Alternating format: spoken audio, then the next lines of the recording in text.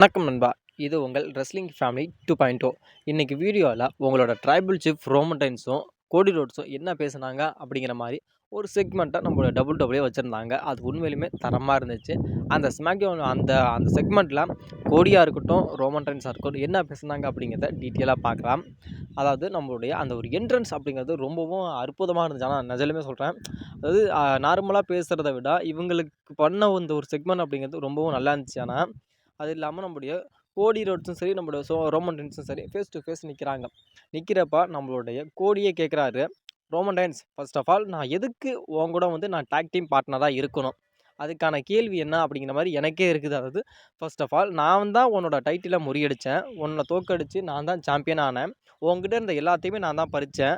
ஆனால் திரும்பி நானே வந்து உங்ககிட்ட எப்படி வந்து நான் டாக் டீம் பார்ட்னராக இருக்கிறேன், அப்படி இருக்கிறனாலும் நீ வந்து எனக்கு துரோகம் பண்ண மாட்டே அப்படிங்கிறதுக்கான என்ன ஒரு உறுதி சொல்கிற அப்படின்னு சொல்கிறாரு. அதாவது என்ன எப்படி நான் நம்புறது? அதாவது நான் தான் நான் உன்கிட்ட இருந்து எல்லாத்தையுமே நான் பிடுங்கிட்டேன். இப்போ நானே உன் கூடயே வந்து நிற்கிறப்ப நீ வந்து அந்த ஒரு ரிவெஞ்ச் பண்ண மாட்டே, எனக்கே நீ ஆப்பு வச்சிட மாட்டே அப்படிங்கிறதுக்கான எப்படி ஆப்பு வைக்க மாட்டேன் அப்படிங்கிறத நான் எப்படி நம்புறது அப்படிங்கிற மாதிரி நம்மளுடைய கோடி ரோட்ஸு கேட்க, அதுக்கு உடனே நம்மளுடைய ரோமன் ரெயின்ஸ் சொல்கிறாரு, நீ சொல்கிறது ஃபர்ஸ்ட் ஆஃப் ஆல் ஓகே தான். ஆனாலும் நான் வந்து நீ பண்ணதை விட எனக்கு நடந்த அந்த ஒரு கொடுமைகள் அப்படிங்கிறது ரொம்பவும் நடந்துடுச்சு. அதாவது உன்கிட்ட வந்து என்னோடய டைட்டிலை லாஸ் பண்ணிட்டு போனாலும் என் கூடவே இருந்து, அதாவது என் கூட இருந்து என்னோட ரத்தமுக்கு ரத்தமாக இருந்து, அதாவது என்னை வந்து ரொம்பவும் நம்பினேன். அதாவது நான் வந்து ரொம்ப நம்பினேன். அதாவது அவனே எனக்கு வந்து முதுகில் குத்திட்டான். அதாவது சோலோ வந்து நான் தான் ட்ரைபிள் சீஃப். ஸோ அதாவது ரோமன் ரெயின்ஸ் வந்து ட்ரைபிள் சீஃப் கிடையாது, நான் தான் உண்மையான ட்ரைபிள் சீஃப் அப்படிங்கிற மாதிரி நம்முடைய சோலோ சொல்லிக்கிட்டான். அது இல்லாமல் புது பிளட் லைனை வந்து அவன் ரியூனியன் பண்ணான். புது புது ஆட்களை எல்லாம் அவன் சேர்த்துக்கிட்டு WWE என்னோடது அப்படிங்கிற மாதிரி சொல்லிக்கிட்டான். அது இல்லாமல் என்னோட பிரதரான என்னோட ஜிம்மி உசோவையே அவன் அட்டாக் பண்ணி அவன் இன்ஜுரி ஆகி அவனை விட்டு WWE விட்டு அவன் இது பண்ணிட்டான்.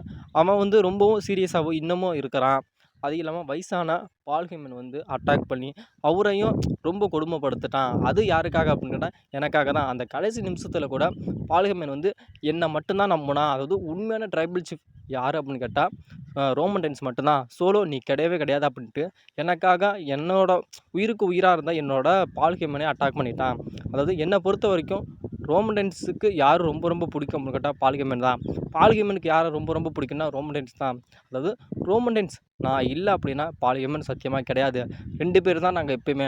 அவரே அட்டாக் பண்ணி ஒரு வயசானவர்னு கூட பார்க்காம அவர் அட்டாக் பண்ணி அந்த அளவுக்கு கொடுமைப்படுத்திட்டான். அதாவது கண்டிப்பாக நான் வந்து சோலோவை நான் கண்டிப்பாக ரிவெஞ்சிங் பண்ணுவேன் அப்படிங்கிற மாதிரி நம்மளுடைய ரோமன் ரெயின்ஸ் சொல்கிறாரு. இதில் நம்மளுடைய கோடி சொல்கிறாரு, நீ சொல்கிறதெல்லாம் ஓகே தான் ரோமன், நீ சொல்கிறது எல்லாத்தையுமே நான் அக்செப்ட் பண்ணிக்கிறேன், நானும் ஏற்றுக்கிறேன்.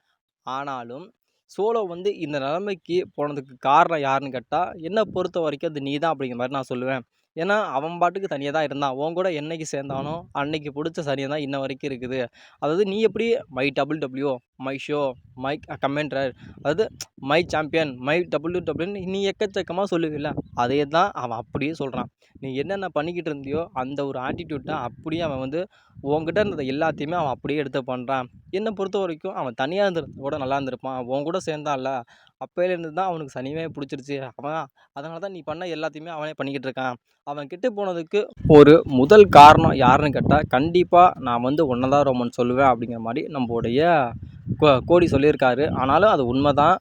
ஏன்னா இப்போ வந்து நம்முடைய கோடியும் சரி, நம்முடைய ரோமன்டையும் சரி ஒரு tag team match bad bloodline விளையாட தான் போகிறாங்க. ஆனாலும் அந்த இடத்துல நம்முடைய ரோமன் ரெயின்ஸே நம்முடைய கோடிக்கு வந்து ட்விஸ்ட் பண்ணுவாரா அப்படின்னு கேட்டால் அது வந்து நம்புகிற மாதிரி இல்லை. ஏன்னா நம்முடைய ரோமன் ரெயின்ஸ் இப்போ வரைக்கும், அதாவது கோடி சொன்னதுக்கு, அதாவது நான் வந்து நீ என்னை வந்து முதுகில் குத்த மாட்டேன்னு சொல்கிறதுக்கு என்ன உறுதி அப்படின்னு சொன்னதுக்கு அதுக்கான எந்த ஒரு பதிலையும் நம்முடைய ரோமன் ரெயின்ஸ் சொல்லாமல் உடனே இதை விட வந்து எனக்கு நடந்த கொடுமைகள் நிறையா இருக்குது, அதாவது பிளட் லைனை பற்றி தான் சொன்னாரே தவிர நான் வந்து உன்னை அட்டாக் பண்ண மாட்டேன் அப்படிங்கிற மாதிரி நம்முடைய ரோமன் ரெயின்ஸ் சொல்லலை. நான் இப்போ பேட் பிளட் லைனை தவிர அடுத்த அப்கமிங் பேப்பர் எதுன்னு கேட்டால் கிரவுண்ட் ஜோல்.